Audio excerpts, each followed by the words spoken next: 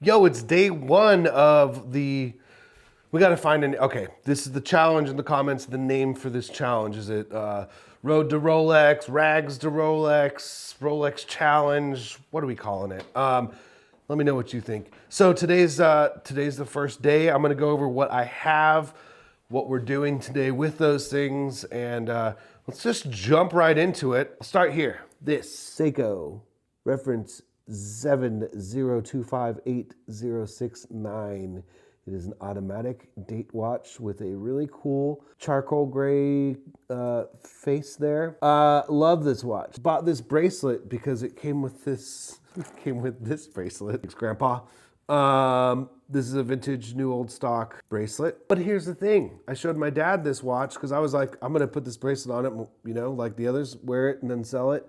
Add it to the going up to a Rolex. He goes, that was my dad's daily watch. I remember seeing my dad wear that watch every day. Not for sale anymore. So I ordered a even cooler vintage Seiko bracelet, and this will be my daily wearing watch. This watch runs phenomenally.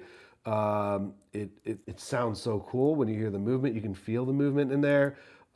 Cool watch, great condition. I love the charcoal kind of sunburst finish on it. This is mine. Grandpa's watch. I keep that. I'm not selling that. You can't have it. Okay, second piece. We'll go, I guess, through like Grandpa's watches real quick.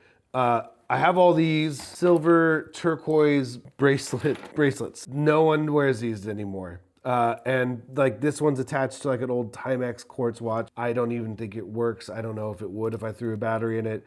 I might sell it for $5 on eBay. But today we're gonna be taking apart the bracelets and taking the silver in for melt price. And we're gonna use that for our budget to get to sell. Working our way up to that Rolex. So that's going to that, that's going to that, that one. I mean, can you imagine? This one's going to that.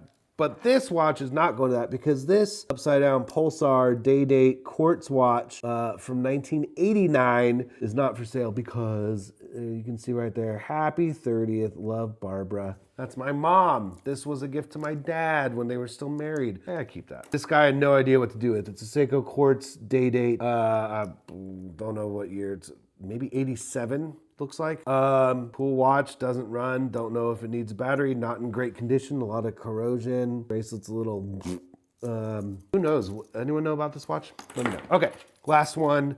This Benruse, I believe it's self-winding because it only runs when I wind it. That or it's, maybe I have to have someone check this out. Because if I wind it, then it runs for a little bit. It already stopped. Maybe not. Oh boy, who knows? It's a cool little watch. What I might do is keep it as is because this is the only one that has like a cool watch that matches with the bracelet. I mean, if you're a lady, you living in New Mexico, you looking for a cool watch with real silver bracelet here with some, is that jade? Jade. And what I like about this is the metal clasp. Like this is metal and it, eBay? Do you want it? Do you want it or eBay? I think it's going on eBay. We'll get all those listed today. We'll get all that silver melted down. That's the game plan. I got these little pieces of silver. We'll see what we get for it. Oh, duh, the last one. Oh my gosh. This watch I won in an auction on eBay. It's the only time I've ever bid on a watch on eBay. And this is a 1977 Omega automatic. Very, very beautiful watch. It is electro gold plated or whatever they say. This watch is running wonderfully. It is keeping date and time. Came with this bracelet. I think I could get $500 to $600 on this. That's cool. I'm cool with that. That's a good start to this challenge. All right, so while we're on the way to the store to sell the silver, quick story about Facebook Marketplace. This guy has this Seiko listed. I'll put a picture. Boop.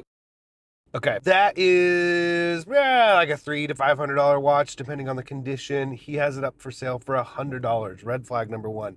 I message him, hey man, I'd love to come take a look at this watch. He goes, oh, I'd love to sell it to you, but I just moved. I could ship it to you. Red flag number two. I would be willing to have you ship it to me, but first I'm gonna need you to send me a video of the watch with a post-it note next to it with my first and last name written on it and today's. He goes, "Oh man, I'm not really tech savvy. That's gonna be tough. I'm gonna have to have my daughter help me out with that." And I go, "Okay, look, man, I know you say you're not tech savvy, but literally anybody can take a video with their phone. If you took a picture of the watch, you can take a video of the watch, and you can write on a post-it note and you can send it to me in this message. If I don't have that, I can't." So then he goes, "Oh, you mean something like this?"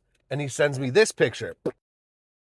And I'm like, that post-it note looks ridiculously small and off the bat looks AI. And so I send him like, "Hey man, this looks AI generated." And he's like, "You're saying my watch is AI?" And I was like, "No, I'm saying that image is. But again, if you could just send me a video." And then he got mad and said I was calling him a liar. And I mean, there is a world I could imagine where it's some old guy like sitting there with the watch in his hand, just utterly disappointed in what the world has become. He's like, "AI watches, what is he talking about?" But I think it was a scam. So yeah, just some stuff to keep an eye out for. I thought that said pawn shop. It said party shop. That would have been a different experience. Okay, all right. Let you know what happens at the store when we get there. All right, we're home from the gold buying place. There's no coin, gold and silver buying places near me, and the only closest one is closed on Mondays. So we went to two pawn shops. I didn't have high expectations, but they were not interested. One guy did offer me $100 for everything altogether, and I was just like, it's just not worth it. I completely understand his position. He's a pawn shop in this town buying five pieces like this, hoping five different people are gonna walk into that store looking for a piece like this to build like it's just not gonna happen. So I don't blame him for. I think $100 was fair. It did encourage me to go on eBay and check for items like this recently sold, and there's a ton. There's definitely a market for this. Pieces like this are going for anywhere recently sold for like 40 to 150, maybe even $200. Especially if they're like stamped like this one by a known designer. These are all old vintage, real silver. He tested all the silver. They're all real. Turquoise, watch link things. These are cool pieces. Listing them all individually on eBay, I think, is the way to go. Once these are sold next week, I'll have an updated budget of what I can spend to buy a watch and then start flipping. I'm going to hold off on selling this Omega for a week or two because I want to wear it and it's cool. All right, hope you guys enjoyed this. Let me know what you want to see next. Next week, totals on what we sold these for, new budget, and I have to stay off Marketplace and eBay this week because I don't have a budget to buy anything, and that kind of sucks because it's really fun going on there. But oh well, the road will be long and entertaining and educational.